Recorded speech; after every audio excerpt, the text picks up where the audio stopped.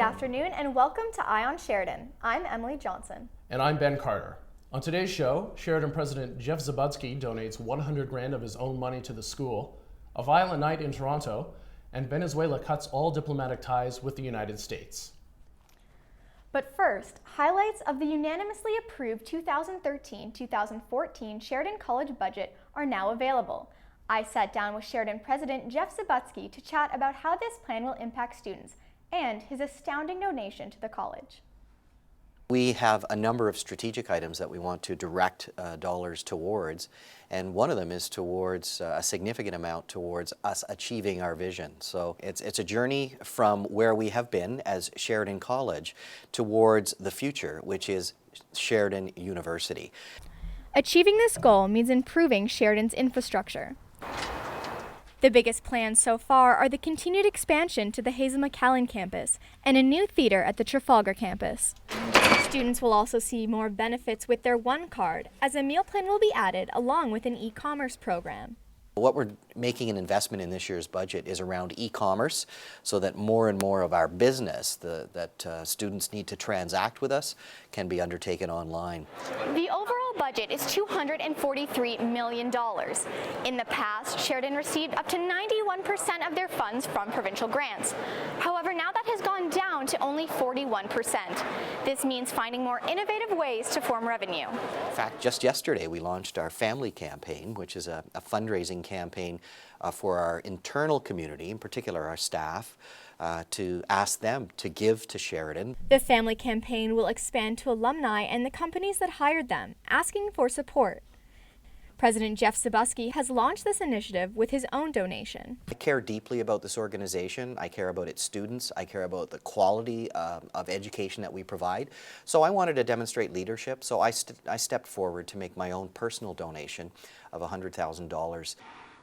$100,000 is a lot of money. We hit the halls to find out where you think the president's jaw-dropping donation should be spent.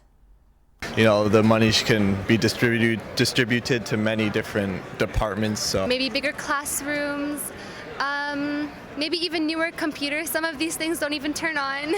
I think student housing would be good, so maybe people off campus that live in Oakville, that sort of thing, or live on their own can maybe afford to live here. It's a great way for Sheridan to really attract more students from all over the province, I guess. The election campaign for Sheridan Board of Directors is well underway. There are 11 candidates vying for 4 positions across all campuses. Andrea Stathers has more. That board represents I believe the last number I saw was 20,000 students. All of our operating budget comes from student fees. And so students run our organization, and you have to have your voice heard.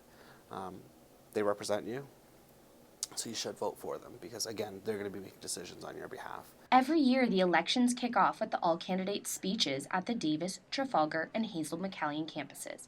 We stopped by the Trafalgar campus as students voiced their concerns. I wish the candidates had addressed the sexual assaults that are happening around campus directly instead of loosely referencing them. Also, the Wi-Fi issue is a big deal around campus that isn't addressed often. There's a lot of woods around Sheridan, and though we don't own those woods, for the safety of the students, lighting those up because they are a part of Sheridan in the fact that the students use them, I think creating those ties with Sheridan and the city of Oakville and getting maybe some money to put lights there, I think is a fantastic idea. Each candidate can only spend a maximum of $100 on campaign materials and must avoid campaigning in certain areas of the Trafalgar campus.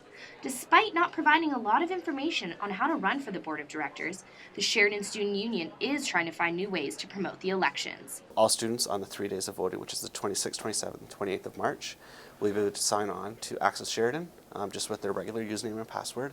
And there'll be a link at the top of the page that says Student Union Elections, and they'll be able to vote for one candidate.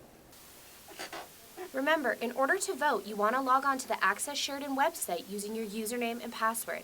Also, the voting will take place between March 26th and 28th. For Eye on Sheridan, I'm Andrea Stathers. 5 people are injured after a very violent night in Toronto. 2 people were shot. Attacks were not fatal. An arrest was made in regards to the 2 shootings, and police are searching for at least 3 other suspects. A taxi driver was stabbed but is expected to make a good recovery. An 18-year-old man faces multiple charges in this incident. A woman was also stabbed during a party on Weston Road, and a 25-year-old was knifed several times on Falstaff Avenue. No arrests have been made in any of the stabbings. Toronto police have arrested Kersley Peters for sexually assaulting two 12-year-old boys. Peters has been a special needs teacher at Whitehaven Junior Public School in Scarborough since 2009. Police say the assaults occurred between September and March. Parents will be meeting this evening where they will receive more information about the alleged attacks. The Toronto District School Board has suspended Peters with pay. He is not allowed on school property until the investigation is finished. A series of raids were carried out this morning to dismantle an alleged illegal gambling ring. Police say the ring represents the marriage between the Hells Angels and traditional organized crime.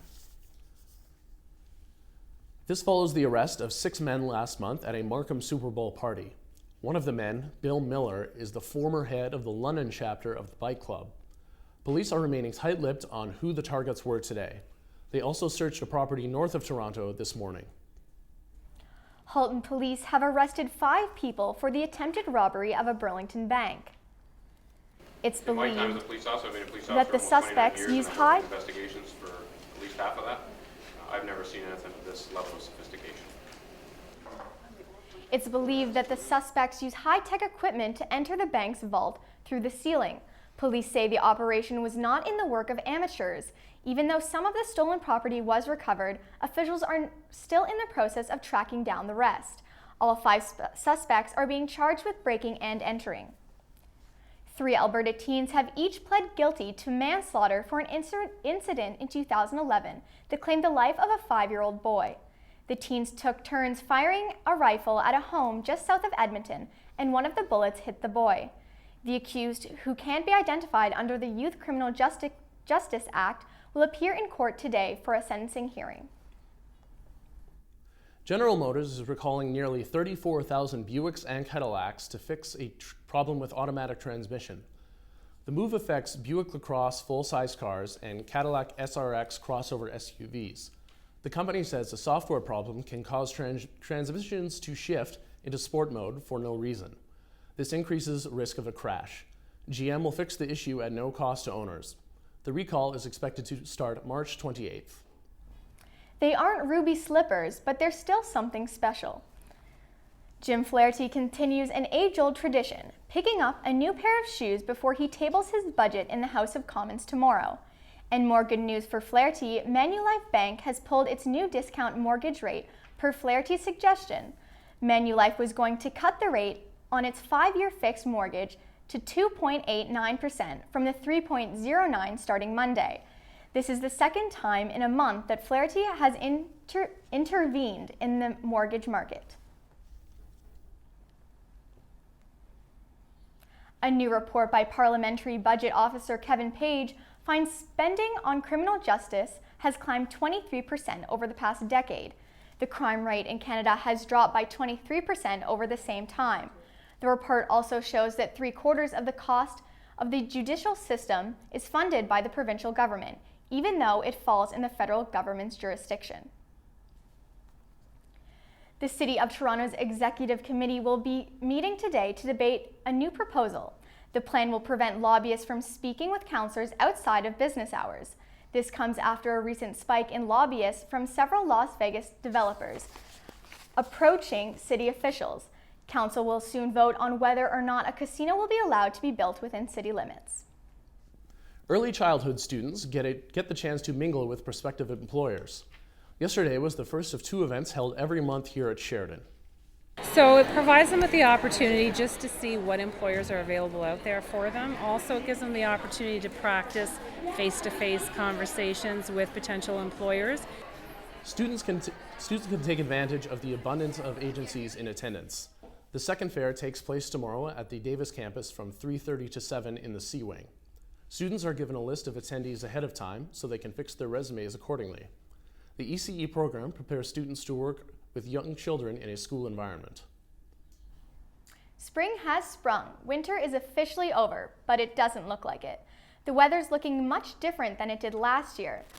At the same time, we saw temperatures of 22 degrees, This is what Sheridan students had to say about the arrival of spring. I really can't, to be honest. It's snowing outside, it's miserable.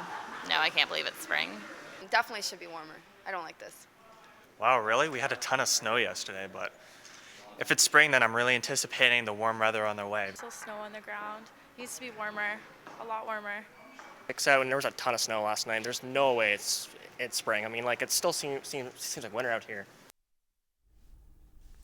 Danish researchers are testing giant squid DNA from samples around the world. This comes after an increase in the creature's population was discovered off the BC coast. The researchers were shocked to find that there is likely just a single species of squid that migrates to different oceans. But this lack of genetic diversity leaves the team with more questions than answers.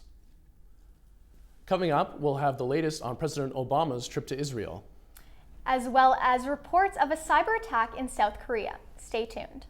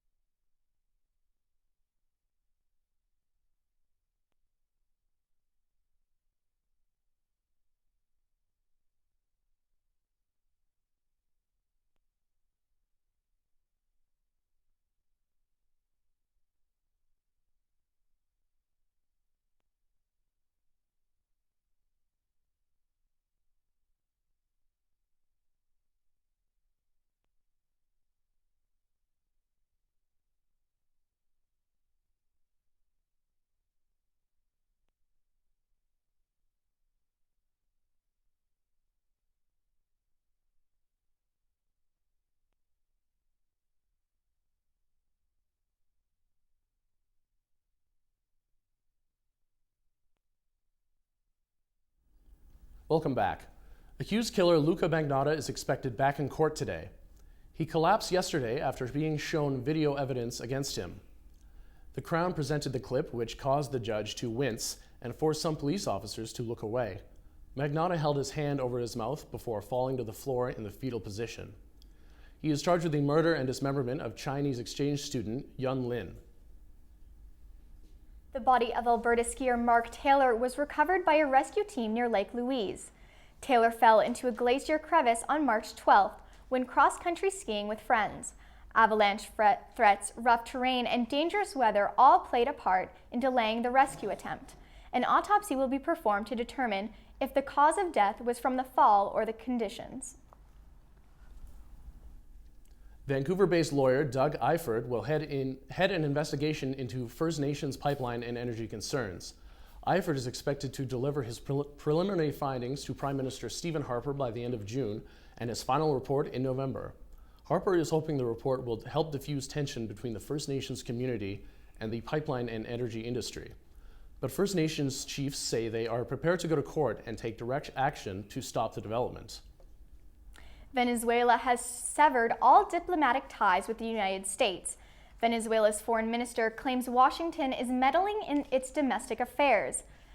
Elias Wana said that any type of contact has been postponed until Washington officials stop commenting on its internal matters. A boy is being hailed a hero today after pulling his wheelchair-bound father from a house fire early this morning. Ottawa firefighters managed to put out the blaze within an hour, but the house was destroyed. The man was treated for smoke inhalation and his pre-existing medical condition. Both the Salvation Army and the Red Cross are offering assistance to the family. Barack Obama arrived in Israel today, marking his first visit to the country as U.S. President of the United States. Obama's trip to the Middle East is primarily to emphasize his personal commitment to the Jewish nation's security. The president is also expected to visit Palestine and Jordan during his visit. Obama landed in Tel Aviv, where he was greeted by President Shimon Peres and Prime Minister Benjamin Netanyahu. After an arrival ceremony, the president headed to Jerusalem, where he met with Israeli leaders. A chemical weapon attack will be one of the main topics of discussion with visiting President Barack Obama. Despite Israeli claims, U.S. officials don't believe Syria conducted an attack using chemical weapons. We have no evidence to corroborate that, and we're very skeptical of it. A senior Israeli defense official says, based on intelligence reports, he believes that chemical weapons have been used, but would not elaborate. Germany's largest scientific organization is pulling out of an oil sands project with Alberta. Germans believe oil sands production is too harmful to the environment. Canada's decision to walk away from climate change agreements like the Kyoto Protocol played a big role in the decision. The initiative was focusing on finding better ways to upgrade oil sands bitumen. The $25 million project was set up in 2011. The Cyprus government and central bank are working on avoiding countrywide bankruptcy. The two camps are trying to come up with billions of euros in funds. The new plan being worked on hasn't been presented yet to the country's euro partners and International Monetary Fund. Yesterday, a plan to tax up to 10% of people's bank deposits was rejected. A speculated cyber attack by North Korea shut down computer networks in South Korea. 2 major banks and 3 top TV broadcasters went into blackout mode today. The crash paralyzed bank machines across the country. Police and South Korean officials do not know the exact cause. The shutdown comes amid rising threats of attack from Pyongyang in response to UN punishment for a past rocket launch and nuclear test. Seoul believes the North was behind at least 2 cyber attacks in 2011 and 2012. Massive shutdowns of the networks usually take 1 to 6 months of planning. BlackBerry is working towards developing quantum computing. Co-founders Mike Lazaridis and Doug Fragan say they have established a $100 million fund for the project. Quantum theory explains the behavior of particles and energy at extremely small scales. Quantum computing could make computer work much faster than the current system of digital electronic technology. When you think of driving distractions, a lot of things come to mind. Cell phones, music, and food are just a few. But a new study shows that one of the worst distractions is something that parents deal with on a regular basis, and that is their kids. Australian researchers found that children are 12 times more distracting to the driver than talking on your cell phone. The average parent is said to take their eyes off the road for a staggering 3 minutes and 22 seconds during only a 16-minute trip to deal with an arguing or disruptive child. Coming up, we've got the latest in sports and entertainment. And a local filmmaker kicks off Hot Docs. Stay tuned.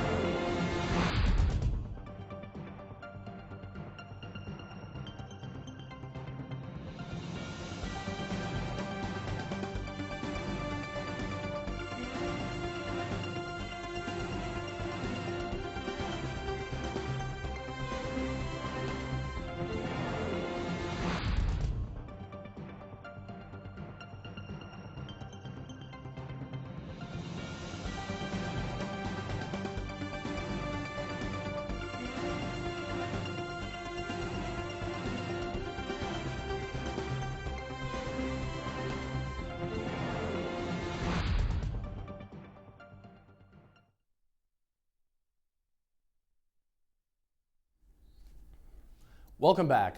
Nazar Ahmed is here to tell us about the happenings in the world of sports. Naz? Thanks, guys. Well, it's that time of year again, sports fans. Get your brackets out because March Madness kicks off this week. Before we get to the round of 64 in the NCAA tournament, though, the play-in games need to be taken care of. Last night, the St. Mary's Gales punched their ticket to the tourney when they knocked off the Middle Tennessee Blue Raiders behind 22 points from the school's all-time points leader, Matthew Dellavedova. Last night's other playoff play-in game came down to the final possession when Liberty Flames junior John Sanders drives to the rack but misses the last-second layup attempt. North Carolina A&T moves on to the round of 64. Sheridan has yet another sports team in the running to take home provincial crown. Reporter Danny Schertzer has the story. Shoot! It's no surprise Sheridan's indoor soccer team has made it to the OCAA championships after a strong regular season. Getting the team to this point involved commitment and perseverance. Well, we've been training pretty hard. The boys been working hard. I can't complain. They've been working hard. They've been doing everything they have to do to get here. And I think it's just time for them to play and show. It was a lot of work. We've been training here since winter started, since December. And the guys, they put in the work. We train and we do physical, we do everything here, and it's a good group of guys. So we knew we'd get here. In a tournament like the OCAA Championships, keeping momentum and having consistency is key. Honestly, it's the battle against ourselves, We know what we can do. We know that we have the potential and the capability. Keep the momentum going, and with tournaments, you can't lose. That's the bottom line. You got to win each game. For Sheridan, they're sticking with the high-pressure offense that got them this far. We're probably going to make any changes at all. We're going to keep what we're doing because we have been winning playing that way. Honestly, I don't see a change happening. We've done all the right things all season. We won several tournaments and came close in others. We have the right chemistry. We have the right formula. It's just executing that now. The Sheridan men's indoor soccer team will be playing in the OCAA tournament this Thursday and Friday, and they'll be trying to win it all. For Ion Sheridan, I'm Danny Schertzer, Oakville. A day after NFL owners met to discuss player safety, 2 new rule changes have been passed. It is now illegal for offensive players to lead with the crown of their helmets against defenders in the open field. They have also eliminated the tuck rule, which is one of the most criticized rules in the NFL. The World Baseball Classic final from AT&T Park in San Francisco featured Puerto Rico taking on an undefeated Dominican Republic team led by a couple of Toronto Blue Jays. Those Blue Jays were making an impact early as Edwin Encarnacion slapped this 2-run double in the bottom of the first, cashing in teammates Jose Reyes and Robinson Cano. From there, the DR would clamp down defensively behind 5 shutout innings from starter Samuel Deduno. He had 5 Ks on the night. Closer Fernando Rodney then shuts it down in the 9th, and it's the Dominican Republic winning their first ever World Baseball Classic title, final score 3-0. They're the first team to go undefeated in the tournament with an 8-0 record. The Toronto Raptors are in action tonight, trying to bounce back from their 108-91 loss against the Miami Heat on Sunday. They'll be taking on the Bobcats in Charlotte. Meanwhile, the Toronto Maple Leafs are at home trying to end their 5-game winless streak against the Tampa Bay Lightning. The Buds have shaken up their defense, waiving Mike Komisarek and calling up Jake Gardiner from the Marlies. Now it's time for your highlight of the night. And we go to Vancouver, where the Canucks played host to the St. Louis Blues, and it's Jordan Schrader with a beautiful spinorama pass over to Dale Weiss, who beats Jake Allen. Weiss's goal would be the game winner, as Vancouver went on to win 3-2. That's all I've got for you today, sports junkies. Ashley, hit me with some entertainment. What's going on around the city? Well, Naz, first-time filmmaker from Guelph, Shawnee Cohen, is opening the 2013 edition of Hot Docs, North America's largest documentary film festival. The doc is a story of Cohen's experience growing up while his parents ran a strip club called The Manor, and that's what he called the film. Cohen says it's not about a gentleman's club, but the family's struggle to run it. The festival will run from April 25th to May 5th in Toronto, featuring over 200 films. The boys of Monster Truck are coming to Sheridan. The rock and roll band from Hamilton is hitting the stage next Wednesday at the Marquee. The show also features special guests Yukon Blonde and No Sinners. Monster Truck is up for a Juno Award in the Breakthrough category. They have yet to release a full-length album, but have gotten a lot of radio play with songs like Seven Seas Blues. Tickets are now available at the Trafalgar campus. Journey guitarist Neil Schon filed a federal lawsuit in Minneapolis accusing his ex-mother-in-law. He says Judy Kozin libeled him in blog posts by suggesting that he has failed to support his ex-wife and their children. The former Waseca mayor denies ever mentioning Schon or her daughter in her blog post. She blames a British tabloid for creating the controversy by reporting incorrectly that she considered her former son-in-law a deadbeat dad. Jeffrey Simon Hubbard is pleading not guilty in the death of R&B singer Usher's stepson. Hubbard's lawyer entered the plea on multiple charges, including first-degree homicide. Back in July, Hubbard reportedly crashed the jet ski he was riding into an inner tube 11-year-old Kyle Glover was floating in. The boy suffered a severe blow to the head. He was declared brain dead and taken off life support a few weeks later. A collection of memorable evening gowns worn by Princess Diana sold for over $1.2 million at a London auction Tuesday. Among the collection was a gown she wore to a White House dinner where she danced with John Travolta. The auction house did not disclose the identity of the buyer, only saying it was sold to a British gentleman as a prize to cheer up his wife. Well, I'm just a bit jealous. Well, if you're an art lover and at the Trafalgar campus this week and next, you may want to swing by the AA wing. Melissa Williams went to check out the Inside Out exhibit. Take a look. Students are at it again, this time with glass blowing. Glass blowing is a method of shaping glass whereby you gather molten glass out of a furnace on the end of a metal blowpipe, and then you inflate the glass with your breath. Glass blowing may seem easy, but getting to the end result is definitely a challenge. Challenging thing about glass blowing is getting good at it. Practice, about 10,000 hours, and maybe you can be a decent glass blower. But more technically, I'd say probably just keeping everything on center, being able to manipulate the glass evenly, because when it's hot, it just wants to go where the heat is. So if you're not controlling the heat, the glass is going to do what it wants to do. Currently, the Glass Studio has an exhibition on in the gallery, the Trafalgar campus here. So I would encourage people to come and check out the efforts of the program there. Hey guys, it was a really cool exhibit and you guys need to check it out. Once again, it's in the AA wing and it's the art exhibition, so you guys can just check it out. There's a bunch of collections there of what Sheridan students are working on. It's running from March 15th to the end of March. For Eye on Sheridan, I'm Melissa Williams. Ashley? Thanks, Melissa. That looks like a great event to attend. It's actually just in time to celebrate International Day of Happiness. Emmy and Ben, are you guys doing anything for it? Well, I'm sure I'll find something fun to do, and hopefully the weather will cooperate. Coming up, we've got the weather forecast with Riley Welch. Stay tuned.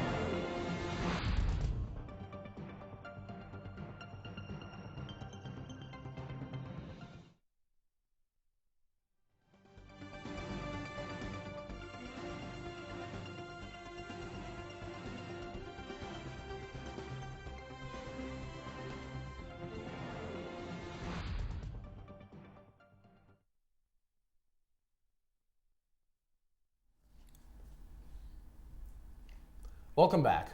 Now it's time for weather. Riley, it's the first day of spring. Do we expect to see a rise in temperatures? Maybe later in the week. We'll see about that in the 5-day forecast. Right now it's springtime here in Oakville, and right behind me it is cold. I'm standing here and I'm just cold talking to you guys. Currently it's -1, and in the overnight we're going to drop down to -3. Now let's head into the 5-day forecast. Thursday we'll have some scattered flurries with a high of 0 and a low of -5. Friday we'll have some cloudy periods, but there will be some sunny breaks in the middle of that. Plus, it's going to be a high of 3 degrees and a low of -3. Heading into the weekend now, we're finally getting some spring weather, actually. Saturday we'll have some cloudy periods, a high of 3 degrees and a low of -3. Sunday will be mainly sunny, and it's going to be a high of 4 degrees and a low of -4. Finally, it's Monday. It's going to be some snow. I'm sorry, guys. It's going to be some snow, and it's going to be a high of 2 degrees and a low of -2. Back to you guys at the desk. That's all the time we have for Eye on Sheridan today. I'm Ben Carter. And I'm Emily Johnson. Have a lovely afternoon.